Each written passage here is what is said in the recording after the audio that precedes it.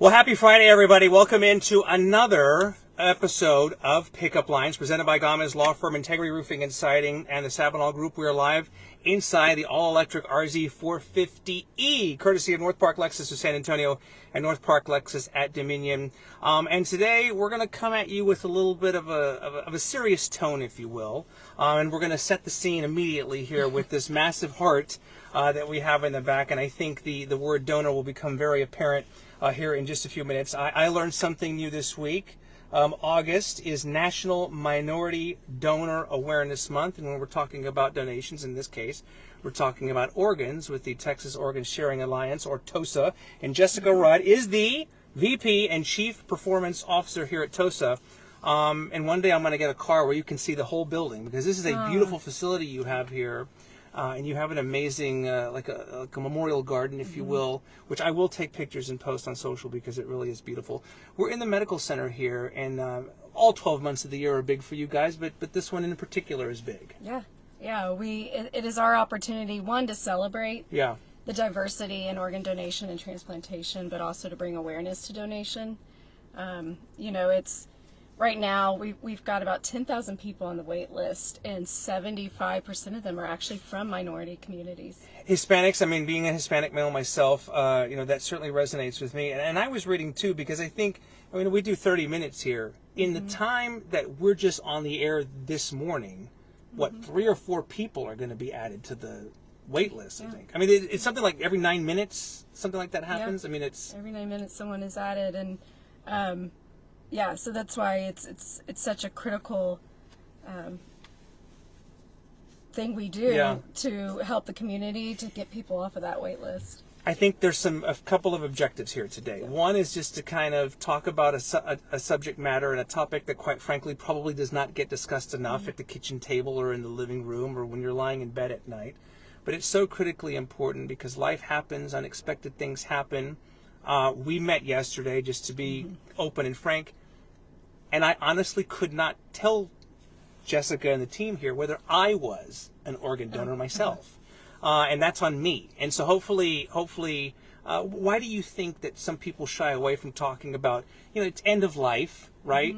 There's grief and terrible things that happen sometimes, but there are so many lives that can be saved by making a simple decision today. Yeah. You're right. People don't really like to talk about end of life. Some people think that if they do, it'll jinx something terrible to happen. Right. But signing up to be on the registry to be an organ donor is such a heroic act.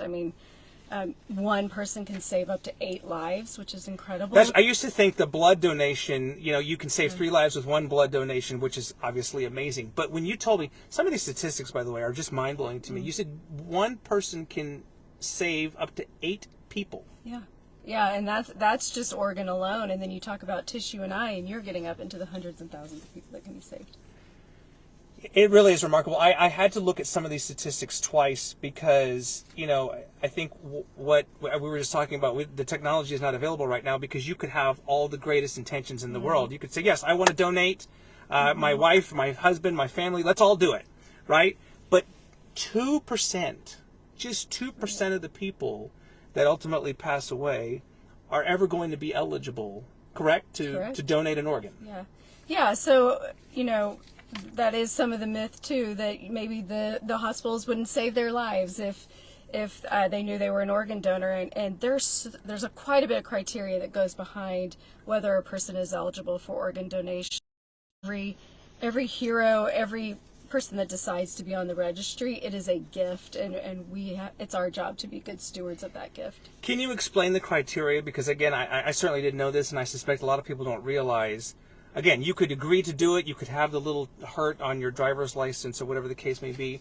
But there's very specific things that must be in place in order for you to be a viable organ donor whenever you pass away, correct? Yes. Yeah. So the key is you have to be in the hospital. You have to be on a ventilator. Your organs have to be functioning well. There's certain neurological criteria, and not to go too deep into it, that a patient has to meet for us to even say, yes, we will continue evaluating and potentially approach the families or not. Yeah. What would you like people to know about? I mean, this is a big, beautiful building. A lot of stuff happens here. You're in the medical center, obviously, which makes a lot of sense. What would you like people to know about what you guys do here on a daily basis? Yeah, gosh. So we're like we have several cogwheels going, and we all work together. We have a clinical team that goes out in the hospitals, and they do a beautiful job just working with the hospital staff and these donor families. We have individuals who their job is specifically to have the conversation with these family members. We have obviously administrative team and IT and strong support, but probably our key department here, I always think, is our donor family services department, who just really walk with the families after the process and really do a lot of aftercare with them. And in a little while, we're going to have somebody here join us in the vehicle that has gone through this. And you quite literally, it's been, I believe, 20 plus years since she lost her loved one. And you guys to this day are still, like you said, taking that journey with her, which is really remarkable in terms of just the follow-up and maintaining that relationship. When I say it, they are like my friends. I mean, truly, when I see them, I light up, and it is... I saw you light up a little while ago. It encourages me to keep going and remembering the mission of why we do what we do, which is saving lives through the power of organ donation. And not to spit out the mission statement to be hokey about it, but it is genuinely a strong mission statement that really invigorates us to keep going. Anybody who visits TOSA here, the Texas Organ Sharing Alliance, again, here in the medical center, the minute you drive up or you walk up to the building, you're met with this unbelievable, and it's off to the right here, this unbelievable, it's like a memorial garden, if you will, or a tribute garden, which is stunning to look at, and it's beautiful. But and again, I'll post some stuff on it later, but it's with thousands of little silver medallions, and you can explain what the significance is of that. Yeah, and if I can back up just a little bit, when we built this building, our number one priority was that garden. We wanted it to be the sole focus of the entire building, so that, you know, we've got staff that work 24-hour shifts, 48-hour shifts sometimes, so them to get to come home and walk by the office and see that memorial wall and remember why they do what they do is such a gift to us internally as staff members. But, you know, to be able to honor these donor heroes so beautifully, it is I will say selfishly, it is a gift to us to get to see their names up there. It was really breathtaking when I saw it. And some people are coming online right now and may want to find out more information. Again, just learning like I am. The website's pretty easy to remember, right? It's TOSA, like the acronym for Texas Organ Sharing Alliance. TOSA and the number 1, TOSA1.org, if you'd like to find out more. I want to ask you in a minute about how simple it is, because some people might say, oh, well, I want to do it. I want to get on the registry, but it's just, I don't have the time. It's too difficult. Don't make me go to the DMV. Don't make me go to the DMV and wait in that line. Right. We have good news for you, by the way, on that. But I wanted to ask you first about, with it being National Minority Donor Awareness Month, as it relates to Hispanics in the Latino community, especially here in South Texas and San Antonio, how much is that community impacted? And if you could speak directly to my fellow Latinos out there, what would you say about what your mission is and what you guys do? Yeah, so, you know, our mission is to save lives through the power of organ donation for transplant, Sure. And genuinely, we know that the Hispanic community here is probably the most close-knit, selfless people when it comes to anyone in need for anything. And us being able to facilitate that need in your community is powerful and something that we cherish and we take good care of. And if I can speak to, you know, again, those same people, the time to have the conversation is not when you're, God forbid, at the hospital or at the funeral home or the hospice or whatever. It's like today or 5 minutes ago, like it's right now. Yeah, it is. It is so important to have that conversation with the family members. You know, and when you share with them why that you want to be an organ donor, the key is to share why you want to be an organ donor. We hear some of the most beautiful stories about these donors when we sit with these donor families, just what a hero they are in just life anyways. And so they always want to see donation, you know, follow through to just carry on that legacy. I read this morning a statistic, Donate Life Texas, there's currently 10,000 people in Texas right now awaiting a life-saving organ transplant. I think a lot of people think immediately, well, heart, kidneys, but there are so many other, I mean, there's so many other organ tissue that you can, things that people may not think about. Yeah, well, the 8, I mentioned 8 earlier, and those specifically being, heart, lung, 2 lungs, liver, kidneys, 2 kidneys, intestines, pancreas. So we've got... Never thought about the intestines and the pancreas. Yeah, those are very seldom. But still. But the greatest need really is with the kidneys. Yeah. And especially in our service area. And is that because of like diabetes related? Okay. Yeah, I mean, that's some of what this this month is also bringing awareness to, is just health and in general, because you talk about a population with extremely high diabetes and hypertension. It's just critical that we share the health and get people off of this wait list and onto good, healthy lifestyles.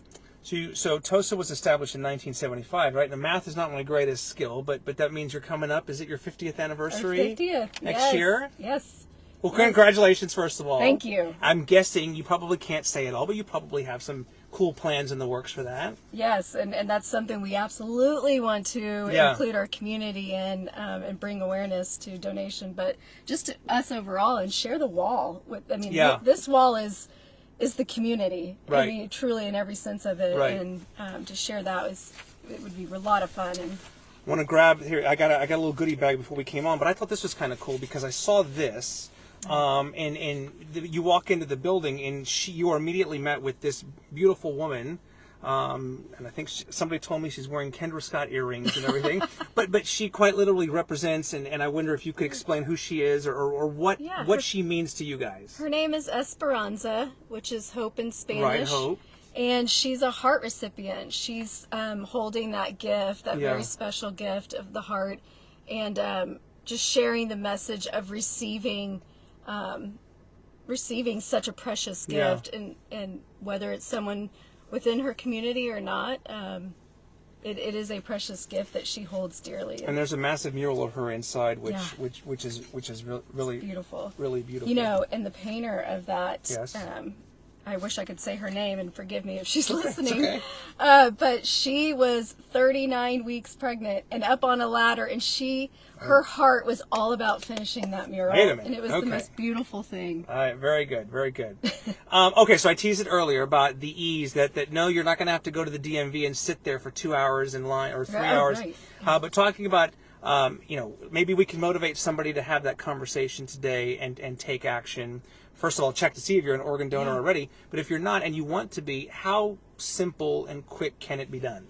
It is truly a matter of just going on the website, donatelifetexas.org.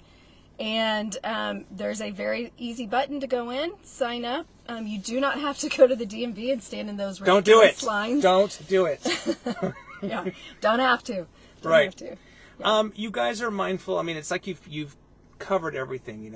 We talk about some of the cultural, maybe misconceptions or apprehensions that people have about end of life or organ donation, but there's religious factors that come into things. There are things that are very meaningful and sensitive to certain people, but you guys take painstaking care to make sure that at the hospital or wherever that is, that you are mindful of all of that. Yeah, the team that goes in and talks with these donor families, they take a lot of time and care with them to help them fully understand and really educate them, unfortunately, in that horrific moment. Right. But they really have such a beautiful gift in speaking with these families. And Melissa, right on cue, put up the website, donatelifetexas.org, and it's /TOSA1. But again, it's the miracle of modern technology. Again, you don't have to go to the DMV.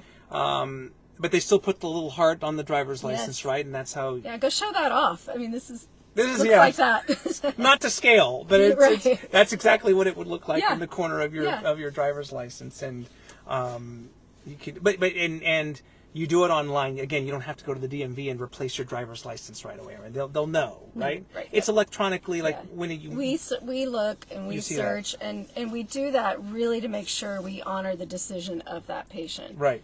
And so, it is our job to refer to the registry if it isn't on their license. Yeah. All right. So I mentioned earlier we're going to have Lalie Gamez come in here in just a minute, and love her. She's not going to brag on herself probably, so I'm going to ask you to do that because I know a little bit about her story, and she's been through more than one tragedy in her life. But if there's a bigger ambassador for you guys, I would challenge to find out who it is, because she's right up there. And she's on her way, and I'm so excited for you guys to meet her. I always say, excuse me, now I know why you have water. Yeah, right.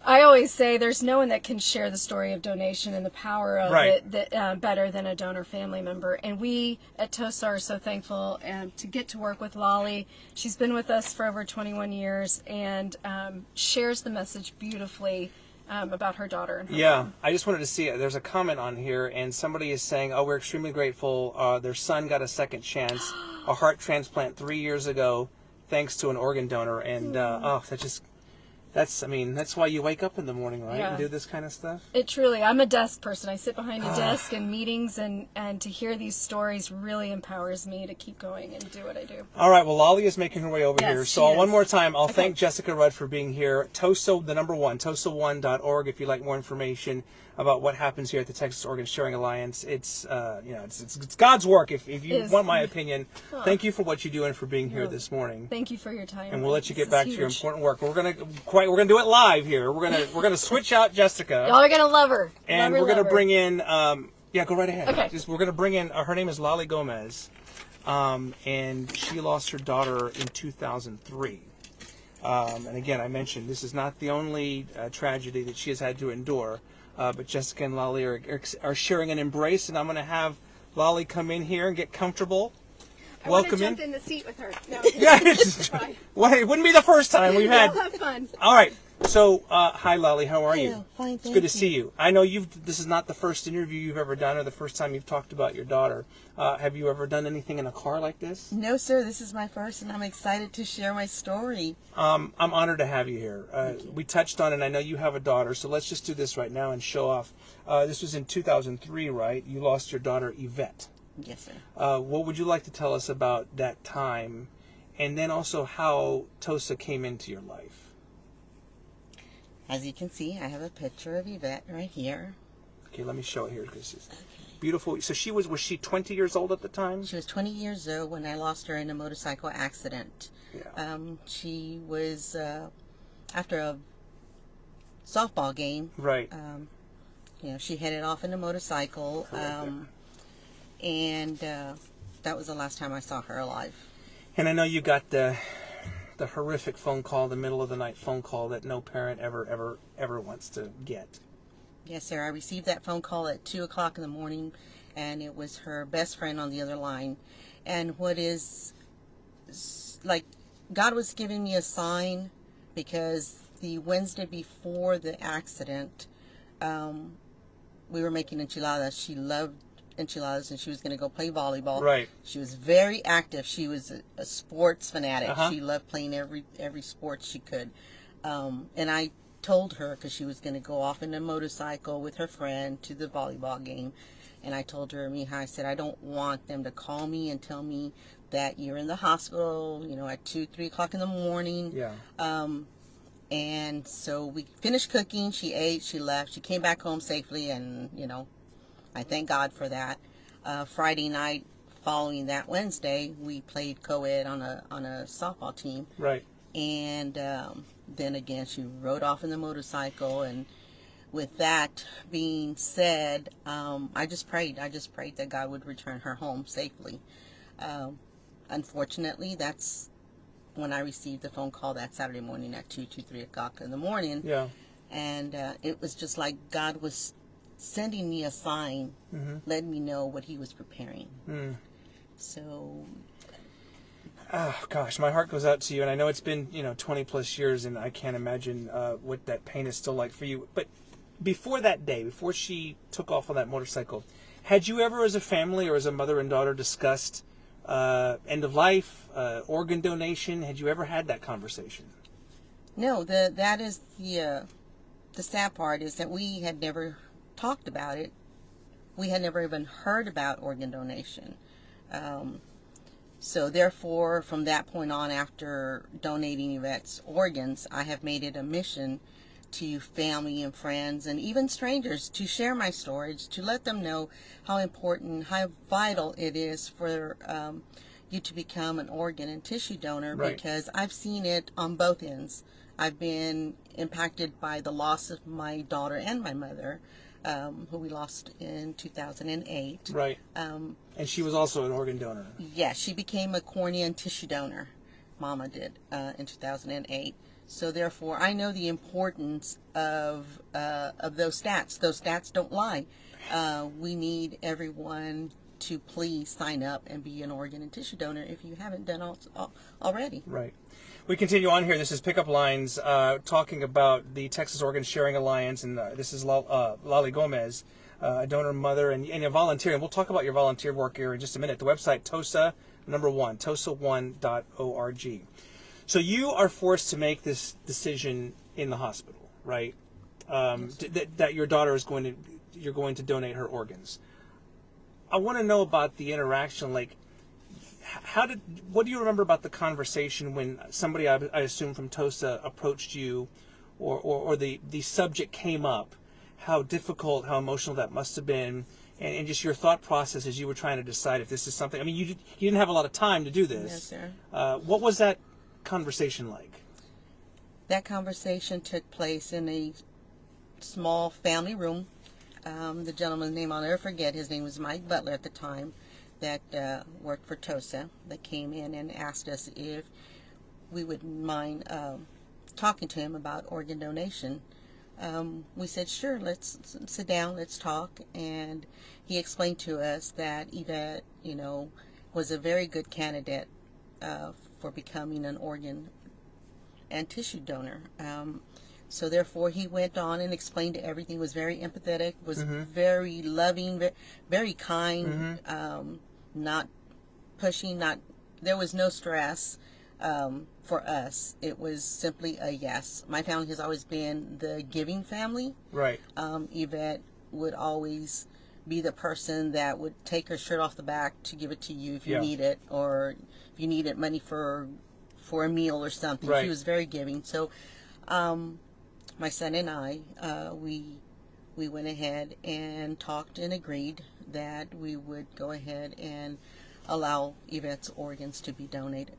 And there was no guilt either. If you said no, there was no pressure on you to do that or anything like that. No, sir, there was no pressure. Yeah. I think the guilt would have been, if I would have said no, the guilt would have been on me after learning what the impact it would have been if we would have said yes. So luckily, we did say yes, and her legacy lives on. She ultimately impacted, was it 5 people, or how many people was it? Yes, sir, 5 people. And you've met most, or have you met with all of them since then? I have met 2. I have met Chuck Riley, who received Mija's heart, and also Gina DeSanto. She received Mija's set of lungs.